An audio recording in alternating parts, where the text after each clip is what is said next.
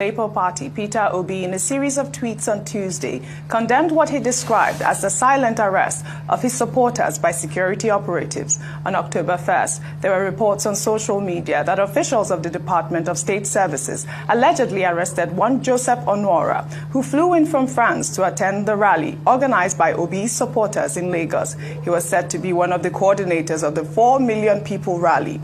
There are also reports on social media alleging that some Obidians were assaulted for displaying emblems of the Labour Party. Well, Peter Obi, in what appears to be a reference to the incident, asked the federal and state agencies to respect civil liberties. His tweet read in part, "Elections are not deemed free and fair when a certain group employs the tool of intimidation to ensure that the opposition is silenced, both at the campaigns and at the polls. Peaceful assembly and unfettered electioneering campaigns are constitutionally guaranteed. Both and other ordered liberties cannot be breached willfully by security agents.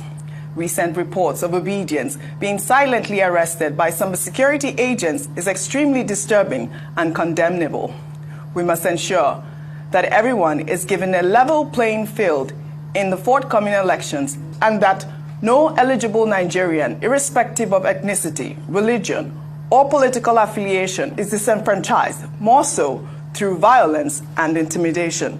Dr. Obati, I mean, we did see some of those videos on October 1st. Some of them, though not confirmed. I believe also that the police has weighed in on this matter. In another development, the Lagos State Police Command has assured that it will investigate an alleged attack on 2 supporters of Peter Obi, who was said to have escaped being lynched at the Oshodi Motor Park for being in possession of the party's flag once it gets an official report on the incident. The supporters were allegedly seized, beaten to a pulp, and nearly set ablaze by some touts who operate at the Oshodi Motor Park before they were rescued by a courageous soldier. Over to you, Dr. Abati. Well, first point to be made is that, look, Mr. Peter Obi made a point about level playing field. Yeah. Having a level playing field means that every Nigerian has a right under the Constitution, whether you are at the age of franchise or whatever, to express your opinion, to support whoever you like, and if you have, voting age, to make your choice without being intimidated, without being discriminated against, without being molested. And that was the whole point of the peace accord that was signed, to which all the political parties and all the major institutions taking part in the 2023 elections, subscribed. So to now hear that on October 1, supporters of Mr. Peter Obi were either silently arrested, or they were intimidated, or they were brutalized, is very disturbing. It is unacceptable. It should not happen. Second point is a statement put out by Benjamin Hundeyin, the spokesperson of the Lagos State Police Command, with regard to the issue of 2 flag boys, as they were called, 2 members of the Labour Party who were caught with the flag of the party and who were then brutalized, it was reported, by touts. In fact, it was further reported that a directive was even given that they should be set ablaze.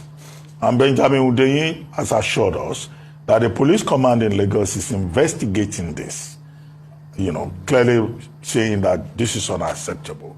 But he also noted that the matter has not been officially reported.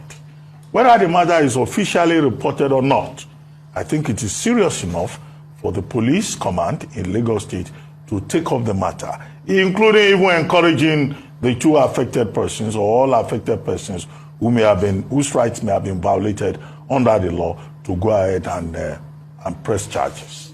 Now, Mr. Peter Obi talked about constitutional rights. Yes, under Section 34 of the Nigerian Constitution, people have the right to the dignity of the human person. Everybody deserves to be treated as a human being. Yeah. It doesn't matter what political party you belong to or whatever choices you have made. Under Section 36 of the same Constitution, you are entitled to fair hearing, the right to fair hearing. The right to fair hearing includes the fact that you cannot be tried under a law that does not exist. There is no part of the statute books that recommends jungle justice. If people are beaten up, if, you know, touts threaten to set them ablaze, that's jungle justice. Absolutely. And that's a violation of their fundamental right. Absolutely. The right of assembly, under Section 40 of the same Constitution, you can join whatever association you want to join. It's not an offense. And under Section 41, there is freedom of movement. You can move about freely. You can egress and ingress, you know, on the streets of Nigeria as you wish to express yourself. It's not a crime. So that's why those persons who are affected, you know, they should be encouraged to push and press for the enforcement of their fundamental human rights. There's another leg to this, with specific reference to Lagos. The fact that the people who say you can't express yourself, you can't make your choice, they should be careful. Because in Lagos State, we recall in, was it in the 2019 general elections, some persons were targeted in parts of Lagos, and ethnic meanings were read into that. And that made the electoral process even more volatile.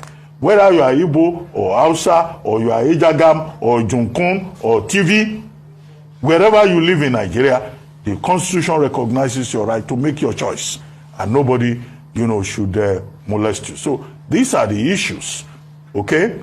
And also, I hope that maybe we'll get to a point in this country where people who oppose other people to make a choice, to express opinion, are called to book, whether it's on the streets of Nigeria or even on social media. You can't just go about, you know, talking or harassing people because they disagree with you. No, you are less of a human being, in fact, if you do that. Absolutely. Because what you are doing is lawless. Absolutely. And maybe we'll get to a point in this country where politicians will be held responsible for the rude, irascible, aggressive, and meaningless conduct